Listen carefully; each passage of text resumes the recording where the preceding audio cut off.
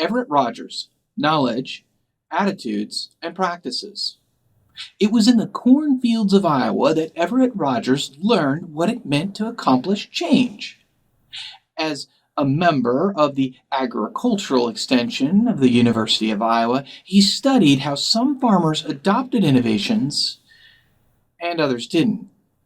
He discovered 5 factors that influenced adoption, but more importantly, how it's one thing to know about an innovation and quite another thing to change your practices. Let's put farm production in context. To understand the power of Rogers' innovations, you must realize that during the roughly 50 years that Rogers studied farming, the amount of food produced per acre approximately doubled. That's an amazing, given the production per acre had been relatively stagnant for decades. It wasn't a single innovation that instantly doubled production, but it was instead a smaller set of changes that, when added together, produced such great results. It's also important to acknowledge that, simultaneous to the increase in per acre production, farmers with machinery were able to increase the number of acres that they could farm with the same number of people. This multiplied the growth effect and made some farmers very wealthy, while others went bankrupt. Increasing productivity dropped the per bushel price of agricultural commodities. If you didn't keep up with the productivity growth, you may be forced out of the business of farming because the same level of food production would be less valuable to the market and to you. Knowledge. These farming innovations were not secrets. Universities, the United States government, and others were freely sharing techniques for improving performance. While communications were substantially less effective than they are today, any innovation that was effective could be known by most farmers by the next year. Rogers realized it wasn't the knowledge that was the barrier to implementing the innovations. There had to be something that had to change before they would change their practices. It was their attitudes.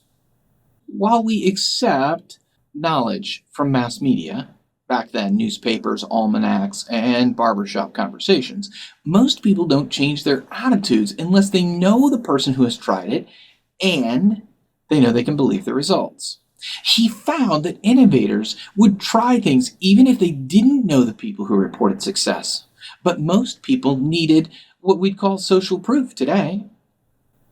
For that to work, the person who tried it had to be enough like the person for them to accept their ideas. The innovators couldn't directly influence the majority because they were just too different. However, there were a set of early adopters that wouldn't put their neck out like the innovators would to try new things, but they were more willing to try things and thus were enough like the innovators to drive change. Once the early adopters had demonstrated the idea worked, the majority would follow, but only once they'd made a personal decision. Practices. Changing practice ultimately came down to a personal choice. Once they had accepted that the change was going to help, they needed to decide to do it. Some of the majority would take the leap early, and some of the majority would linger before taking the leap. The early and late majority would then take action after the early adopters had proven it works, but sometimes after a delay. For Rogers, it was personal. The key to Rogers' experience here is that while we can get knowledge from mass media, most of us only change our attitudes when someone we are in a relationship with is willing to say that it works. And even this isn't enough. We must ultimately make a personal decision if we're going to make a change.